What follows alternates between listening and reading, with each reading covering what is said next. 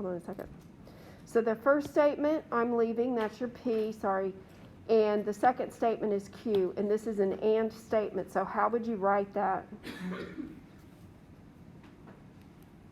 This would be P and Q. It's the intersection, right? You're staying is Q, I'm leaving is P, and that's an and statement.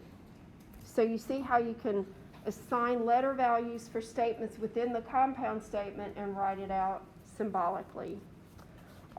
Look at, if you're not going to stay, then I'm leaving. I've said that before. So, what's the first statement here? You're going to stay. That's a Q. So I have a Q, but notice that there's a not there. The second statement is I'm leaving. That's a P. And how are those two connected? If then. So you read the words, assign letter values for each of the statements within the compound statement, and you connect them with those symbols. Either you're staying or I'm leaving. How would you write this one? What is your staying? Q. And this is an or statement. I'm leaving, P. Simple enough? Just read the words, assign the values. If you're staying, then I'm leaving. That's mean, isn't it? Doesn't it sound mean? It's an if-then statement. And the if part, you're staying, that's a Q. The then part is the P. By the way, in the homework, look at number 6. I'm not leaving, but you're staying. That is an and statement. So but and are the same structure. Okay? Keep that in mind.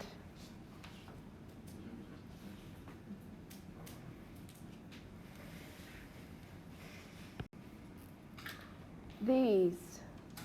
P is you are human. Q is you have feathers. Look at number 20.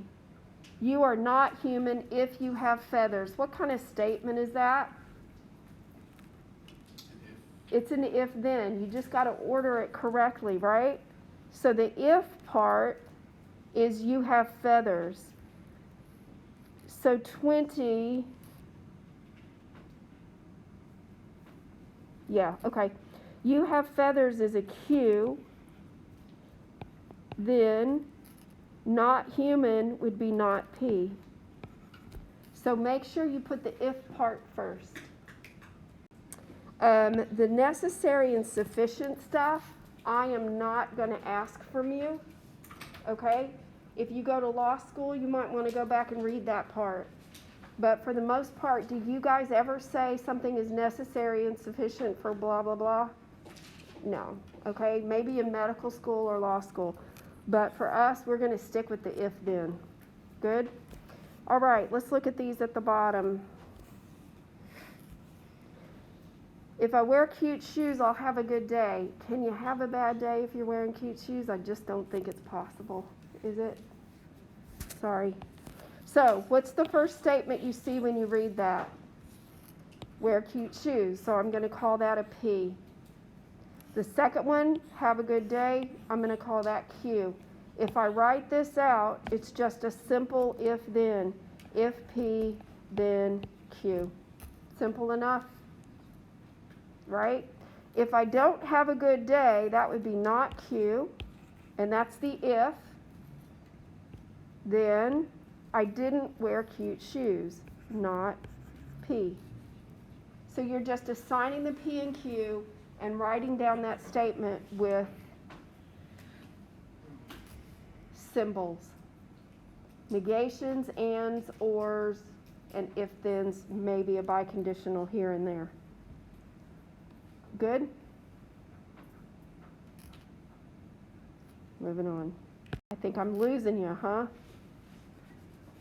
Okay, I want to show you something that you will see on the test very quickly.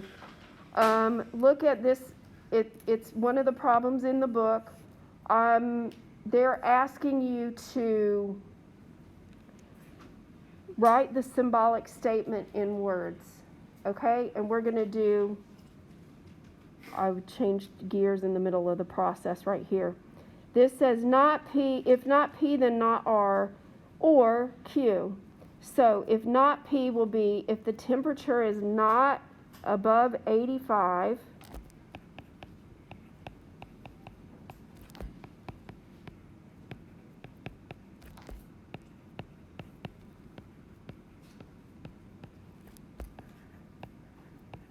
all right, you can't read that, can you? Okay. Not P says the temperature is above 85, and I stuck a not in there. Then not R, then we will not go to the beach.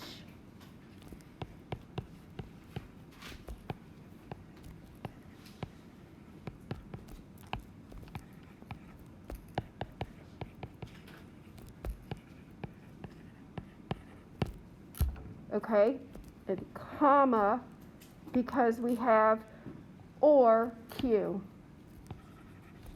And or will be separating the rest of the sentence because there were parentheses around that if then, right? So the temperatures, if it's not above 85, we won't go to the beach. Or what is R or Q here? We finished studying, which means nothing to me.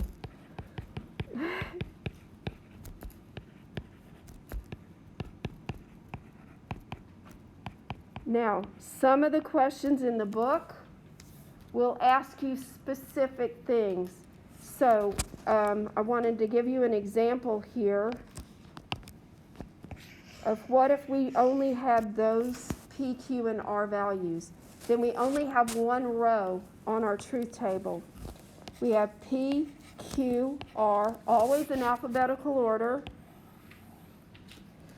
And P, we're going to try true, Q, false, and R, true. But then we have to take this argument and break it down into bits, right? So on this thing right here, I need the if thing and then the then thing, and then we'll do the if then. So I need a not P column. I need a not Q, not R, sorry. And then we're going to do if then for the two things that we just wrote down. And then the last column will be the full argument. The thing that we just found, not R, then Q.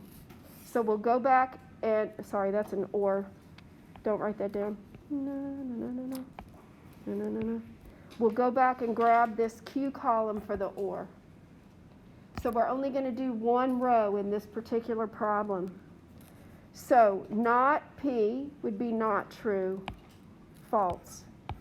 Not R would be not true, that gives me a false. I'm going to connect this with this using if then. So if false, then I don't care. I'm going to write down a true. Now the last step is the or step. We did the left-hand side. The right-hand side is Q right here. So I'm going to use my fingers. I'm connecting with an or, so it doesn't matter which one comes first. I have a false or a true. What is that? Or this or that can be true, right? Either one. And I end up with true in my final column. Okay? So there are some problems in the book where they give you specific values. You only have to do one row, but you still have to break that argument down into the bits. And you're only going to do one process at a time. I'm going to negate P, negate Q, then I'm going to do the R, that's an R, then do the if then, and then in the last column, connect with an or. One step, one process only. I just think the last very quickly. All right. Okay. Read this statement and write it in symbols.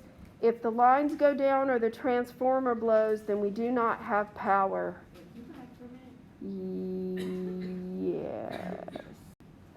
So, above, they didn't, okay. So, if the lines go down, I'm gonna let lines go down be P. The transformer blows is Q. We do not have power, or, by the way, I didn't say this before.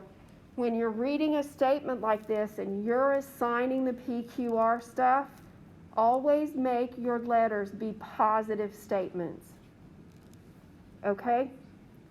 So don't have power. We're going to let R be that we do have power, and we're going to use a negation here.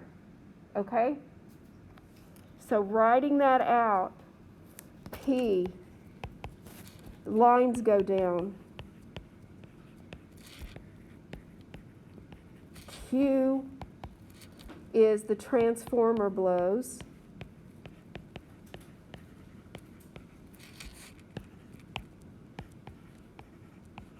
R is the positive, we have power.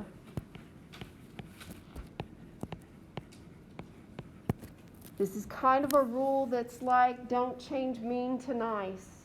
No, not mean doesn't mean nice. So you leave the statement positive and put a negation symbol in your statement. So if the lines go down or the transformer blows, excuse me, I got that too close. Let me move that over. My if part is an or statement. If the lines go down or the transformer blows, so that's a combination of situations, right? Then we will not have power. Okay, you see the structure?